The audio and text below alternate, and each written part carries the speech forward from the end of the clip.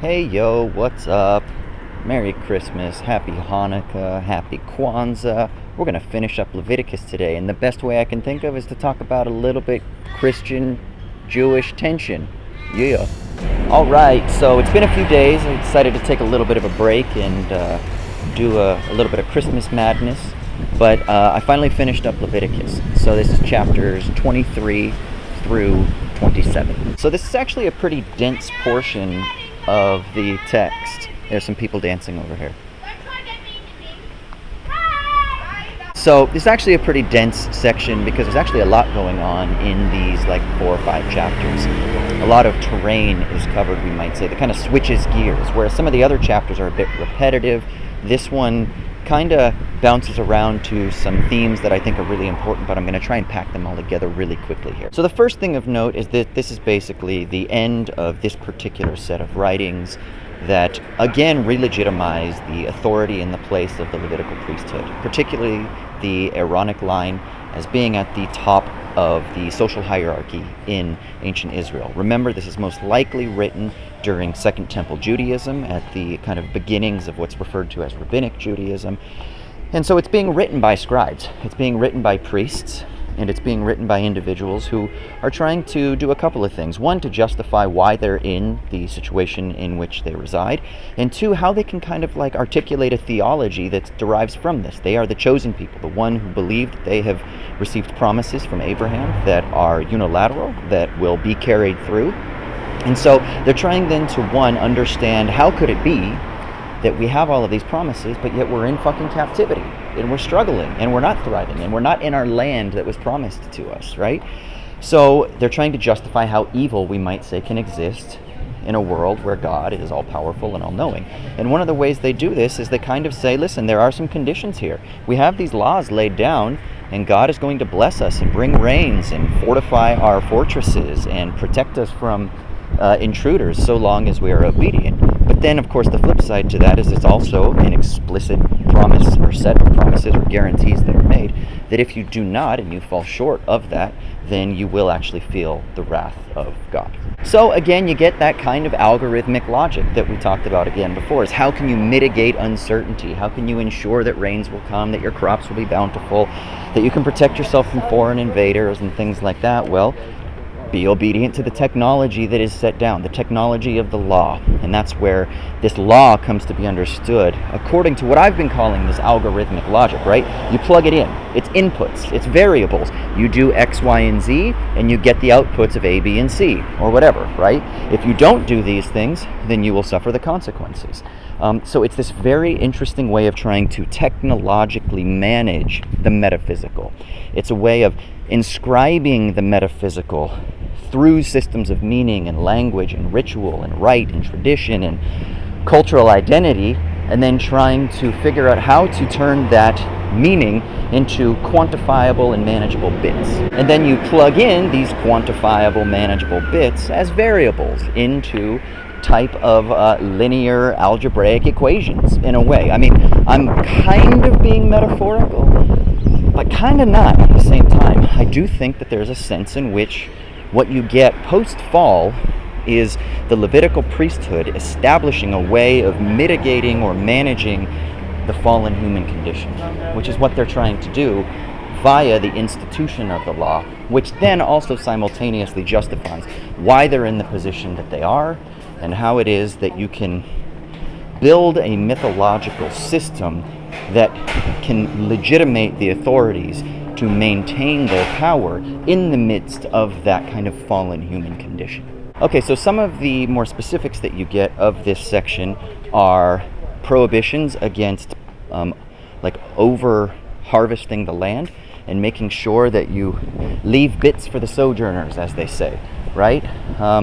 There's a lot of time spent in making sure that not all of the harvest is bundled up, but that you make sure that you leave some for the stranger in the land, or for the poor person, for the poor brother and sister, or for those who are just strangers amongst the land, so that they can have something, so that they can have resources, which is a nice kind of humanism that you see here that's being articulated. I wouldn't go so far as to say there's an ecology, because they still treat the land as something that is subordinated to, that is subjected to human needs and uses and things like that.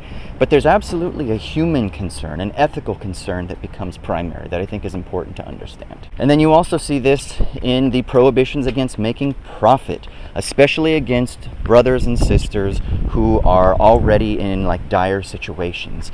And this translates into the early Christians' suspicions and concerns about charging interest, which also is in there, don't charge interest, and making profits in general, which is why the early church were actually really kind of against usury and finance and interest-bearing debt and things like that.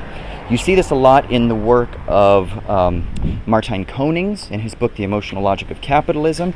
The economist Michael Hudson has written on this, and on debt jubilees and things like that, which is also covered in this section. So if you're interested, those are some great resources to check out. But part of the reason that you get these prohibitions is because the idea is that, one, the land is God's, two, you are the property of God, and three, that God is the one who increases bounty.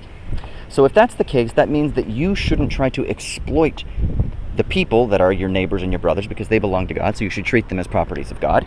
But two, the land is God's, so you should try not to exploit something because it's not yours, but you're actually a sojourner and a guest, if you will, which God actually says in Leviticus here. You're actually a sojourner on that land as well, so you should kind of have a measure of humility by being grateful and not trying to exploit your position. You should rather just be filled with gratitude, right? Recognizing that you have been graced in this position.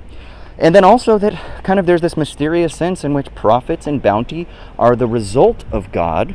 So therefore, you shouldn't try to take control and have mastery over this process that is God's. So that's why you kind of get these prohibitions in the Old Testament, and then all the way through to the early church against profit, against interest, and then ultimately against finance mechanisms, which I think is just something interesting to think about, especially considering the rampant financialization of the economy at the moment, right? And then just how much we all are embedded into that system, and how much certain policymakers and people who try to claim the mantle of certain religious lineages themselves prop up these financial institutions as somehow being these bastions of freedom or sources of freedom, right? Or things that fit like perfectly well within these religious narratives. And there's actually a much more tense relationship to consider. And I think that's really one of the things that I thought was quite interesting, especially at this time where you have like this supposed war on Christmas and the concern about whether or not Happy Holidays is an affront to the way things just should be or whatever. I mean, I don't know.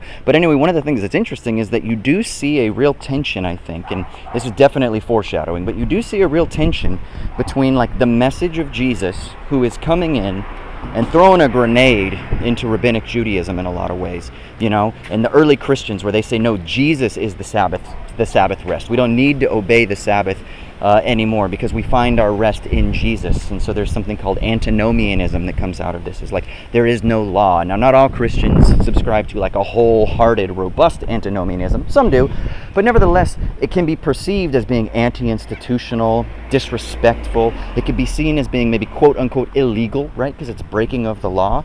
And that's one of the great battles you'll see between the prophets as we get there. And then also, you know, between Jesus, who is kind of this anti-establishment, anti-institutional type of figure.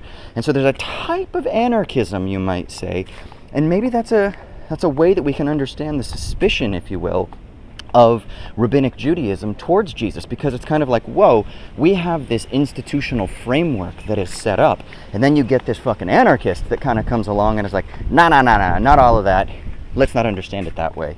And so you can kind of see why there would be some tensions going on there, right? And then, of course, you can see how this would be a confrontation with the Roman Empire, where Jesus is declared as being Lord by Paul, not emperor, not Caesar, right? I mean, those things are a clear affront. That's clear anarchism. That's chaos. That's absolute institutional chaos. So you can kind of see these tensions boiling already at this point, especially when we retroactively or when we foreshadow and we understand what's coming in the New Testament. But yeah, that's pretty much all I want to say at this point. That's kind of a flyby, but again, we're moving quickly through this stuff, so we're going to be starting Numbers here in this next week, and I hope to have that wrapped up in a couple of weeks, maybe even a little bit quicker, depending on how much time I have to get through it.